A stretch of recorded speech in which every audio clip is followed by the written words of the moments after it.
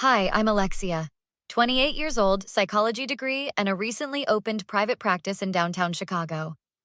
My office has those motivational posters with mountains and eagles.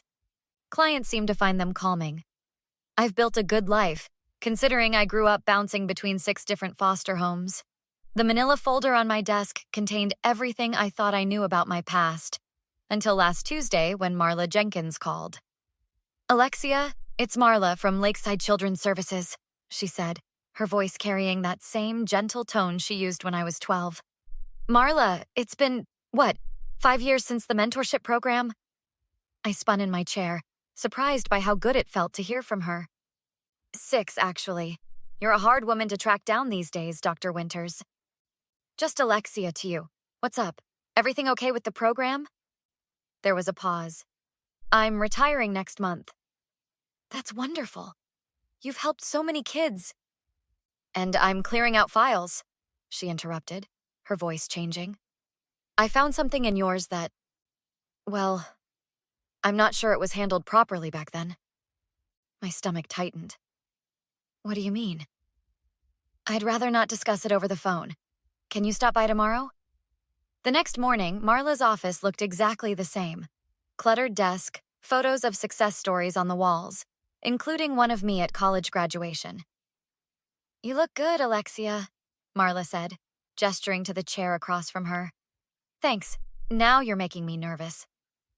I tried to laugh, but couldn't quite manage it. Marla slid a folder across the desk. Before I show you this, I want you to know that I only discovered it yesterday. It was filed separately from your main records. Okay. I opened it slowly. Your parents didn't die in that car accident like you were told, Marla said quietly. I looked up sharply. What? They're alive. They surrendered their parental rights voluntarily. The room seemed to tilt. That's impossible. They died when I was 4. There was a fabrication, Marla said, pointing to a document. Created to make the transition easier for you. My fingers trembled as I read the surrender of parental rights form. The signatures at the bottom, Elizabeth and James Winters, were dated 15 days after my supposed orphaning. Why would they? I couldn't finish the sentence. Keep reading, Marla urged. The next page was a letter, handwritten on music venue stationery. We've been offered the opening slot on the Midnight Ravens national tour. This is our big break, but no children allowed. We'll send for her when we're established.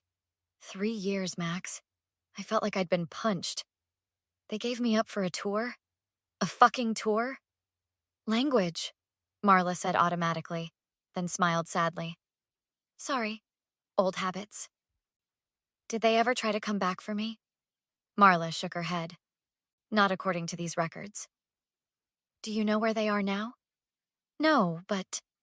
Marla hesitated, then opened her laptop. After a few clicks, she turned it toward me. I got curious and searched online. The webpage showed a band called Winter's Edge, and there they were. Older versions of the faces I barely remembered, listed as founding members, currently on their Truth Tour. Truth Tour, I repeated, a bitter laugh escaping. How ironic. Alexia, what are you thinking? Marla asked cautiously. I closed the folder and stood up. I'm thinking it's time I got some actual truth. Be careful, Marla said, concern creasing her forehead.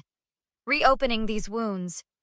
These aren't reopened wounds, Marla, I said, my voice surprisingly steady. This is a brand new injury, and I intend to treat it properly. She nodded slowly. Call me if you need to talk.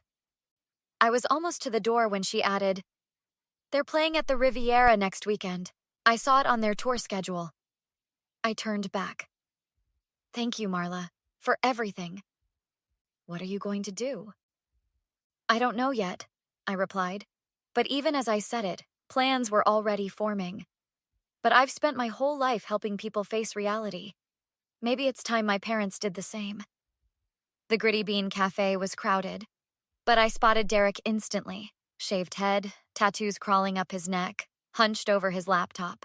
Some might find my college roommate's husband intimidating, but I knew him as the gentlest music journalist in Chicago. There she is, he said, standing for a quick hug. Ordered you that caramel monstrosity you like. You're the best. I slid into the booth. How's Jen? Pregnant again? Doctor says twins this time? No way, that's amazing. Yeah, we're terrified. His smile faded as he studied my face. But you didn't ask me here to talk about my reproductive adventures? What's going on? I pushed the folder across the table. Derek read silently, whistling low when he finished. Well, damn, he said, leaning back. Winter's Edge. They're mid-level famous in the indie scene. Not stadium fillers, but respected. You know them? Of them. Bluesy rock with folk undertones? They've been around forever. He stopped abruptly. Sorry. Poor choice of words. It's fine. What else can you tell me? Derek typed rapidly on his laptop. They've put out 7 albums. Decent critical reception. They own a small recording studio in Nashville now. Apparently this Truth Tour is their big 20th anniversary thing. 20 years, I repeated. They've been living their dream for 20 years while I was being shuffled between foster homes. What's your play here, Lex? Want me to write an expose? I could probably get it published. I shook my head. Not yet. First, I need to talk to someone who knows them personally. I might be able to help with that. Their former manager, Tony Rizzo, lives in Chicago. He handled them until about 5 years ago. Can you get me his number? Derek grinned. Better. I can get you his address. He owns that music shop on Belmont. 2 hours later, I was standing in Rizzo's Rarities, surrounded by vintage instruments. A heavy-set man with a silver ponytail approached. Something I can help you find, miss? His voice was gravelly, like he'd spent decades in smoky bars. Are you Tony Rizzo? Depends who's asking. His eyes narrowed. My name is Alexia Winters. His expression didn't change. Elizabeth and James Winters' daughter? That got a reaction. His eyebrows shot up. No kidding? Little Lexi? The childhood nickname hit me like a slap. You knew me? Sure, for the first few years. Cute kid. Always had those plastic headphones on. He walked to the door and flipped the sign to closed. Let's talk in the back. Tony's office was cluttered with gold records and faded photographs. He pointed to a framed picture on the wall, a younger version of himself with 2 people I recognized from the website, and between them, a small girl with dark pigtails. That's me, I whispered, stepping closer. Yep, taken right before the Ravens tour. Tony sat heavily in his chair. Look, I always wondered what happened to you. They told me you were staying with your grandma. I was abandoned to the state system. They told me they were dead. Tony's face darkened. Jesus, that's low, even for them. So you weren't surprised when I said who I was? Let's just say your parents weren't exactly Parent of the Year candidates. He leaned forward. They were talented, still are. But the band always came first. Everything else was disposable. Including their child. Yeah. Tony looked genuinely sad. For what it's worth, I quit working with them partly because of how they treated people. Not just you, though finding out about this would have had me walking sooner. Did they ever mention me? After? Tony shook his head. Not to me. It was like you never existed. I swallowed hard. And now they're on their Truth Tour. Ironic, huh? Elizabeth's big on living your authentic truth these days. Got a whole speech she gives at shows about honesty and integrity. That's... I couldn't find words. Hypocritical as hell, Tony finished. Look, what are you planning to do? I'm not sure yet. Well, whatever it is, count me in. They've had this coming for a long time. As I was leaving, Tony called after me. They've got their pre-show meet and greet on Saturday. VIP ticket holders only. I turned back. Can you get me in? Tony smiled, reaching for his phone. Sweetheart, I still know people. Consider it done. The Riviera's VIP room buzzed with excitement. 40 eager fans clutched memorabilia, waiting for Winter's Edge to appear. I stood in the corner, heart hammering, Derek and Tony flanking me. You sure about this? Derek asked quietly. Absolutely not, I admitted. But I'm doing it anyway. We got your back, Tony reassured me. And I texted my buddy Craig. He's their current tour manager. Told him I had a surprise for the band. He's cool. The door opened and 5 people walked in. A young drummer, a bassist who looked barely 20, and 3 original members including my parents. They looked older than their website photos. My father's face more lined, my mother's formerly dark hair now streaked with artistic silver highlights. They moved through the crowd, signing items and posing for photos. I stayed put, letting them come to me. Tony! My father noticed him first, genuine pleasure in his voice. Man, it's been years. They hugged like old friends. James, Elizabeth. Tony nodded to my mother, who smiled tightly. Got someone you should meet. My mother turned, her professional smile faltering as she looked at me. Something flickered in her eyes. Confusion, then shock. This is Alexia, Tony said simply. My father froze mid-handshake with a fan. What? Hi, Mom. Dad. My voice sounded stronger than I felt. Surprise. Perhaps we could speak privately, my mother suggested smoothly, already managing the situation. Why? Are you worried about the truth getting out during your truth tour? I didn't bother keeping my voice down. Alexia, please, my father said, glancing nervously at the fans. There's an explanation. For abandoning your 4-year-old daughter so you could go on tour? I'd love to hear it. Whispers spread through the room. The young bassist looked bewildered. James, what's she talking about? Not now, Kai, my mother snapped. Craig appeared, quickly ushering us into an adjoining dressing room, leaving the confused VIPs behind. 10 minutes until showtime, he warned before closing the door. We stood in silence for a moment, these strangers and I. You grew up beautiful, my mother finally said. No thanks to you. We made a mistake, my father began. A mistake? I laughed. A mistake is forgetting to pick your kid up from soccer practice. You surrendered me to the state and pretended you were dead. We were going to come back for you, my mother insisted. But the tour extended, and then there were complications. 24 years of complications? We were young and stupid, my father said. The band was everything to us then. We thought that your career was more important than your child. Got it. It wasn't like that, my mother protested.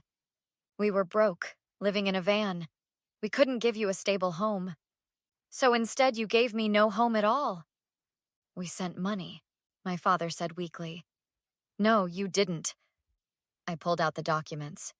There's no record of any support. Nothing. My mother's face hardened. What do you want, Alexia? Money? Recognition? To ruin everything we've built? I want you to admit what you did, publicly. That's ridiculous, she scoffed. We have a brand to protect, a legacy built on abandoning your child. You seem to have turned out fine, my mother observed coolly. No thanks to you, I repeated. Listen, my father stepped forward, hands outstretched. We're sorry, truly. We were different people then. If we could go back... But you can't, I interrupted. And sorry doesn't erase 24 years. Then what do you want from us? My mother demanded. The truth, an acknowledgement. Tonight on stage. My mother laughed incredulously. You can't be serious. Completely serious. You're going to tell your fans exactly what you did. Or what? My father asked. Derek stepped forward. Or I publish my article. I have everything. Documents, testimonials, photos. Your truth tour becomes the biggest irony in music history. My mother's face twisted with anger. You ungrateful little... She lunged toward me suddenly, grabbing my arm. Tony immediately stepped between us. Elizabeth, don't! You brought her here, she snarled at Tony. After everything we did for your career. You have 2 choices, I said calmly, despite my racing heart.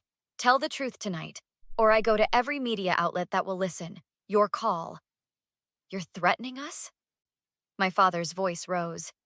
You can't just appear after 24 years and blackmail us? Like you couldn't abandon your 4-year-old and pretend to be dead? I countered. This is assault, Derek said quietly, holding up his phone. I've been recording since she grabbed you. My mother released me, stepping back. Get out, all of you. Security! No need, I said, heading for the door. We're leaving. You have until the end of your show to decide. Truth or consequences. They're not going to do it, I said, pacing outside the venue as the concert sounds filtered through the walls. Maybe not, Derek agreed, but we still have options. My phone buzzed, an unfamiliar number. Hello? It's Craig, the tour manager. They've agreed to your terms. Last song of the encore. Minutes later, I stood in the wings watching my parents perform. After their final song, my mother stepped forward. Before we go, we have something important to share, she said, glancing nervously at my father. In the spirit of our Truth Tour, it's time we acknowledged something we've hidden for too long. The crowd quieted.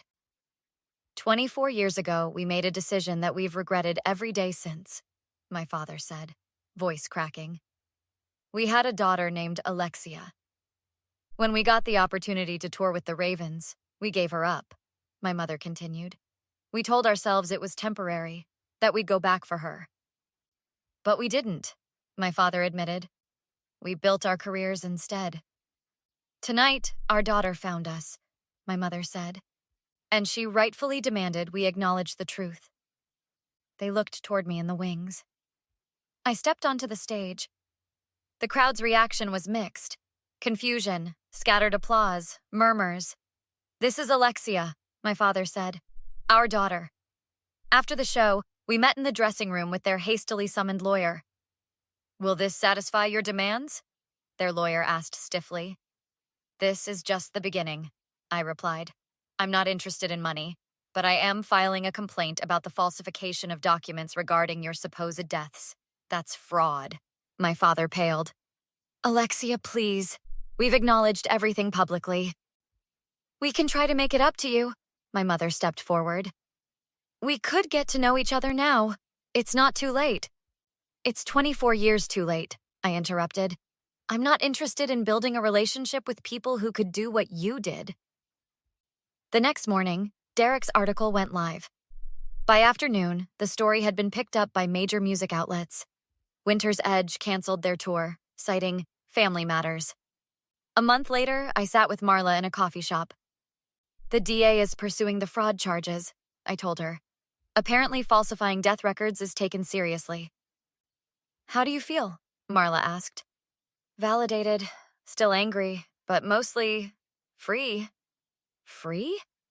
I always felt like something was wrong with me, like I wasn't worth keeping. I stirred my coffee. Now I know it wasn't me. It was them. Do you think you'll ever want a relationship with them? No, I said firmly. Some betrayals are too fundamental. What's next for you? I smiled.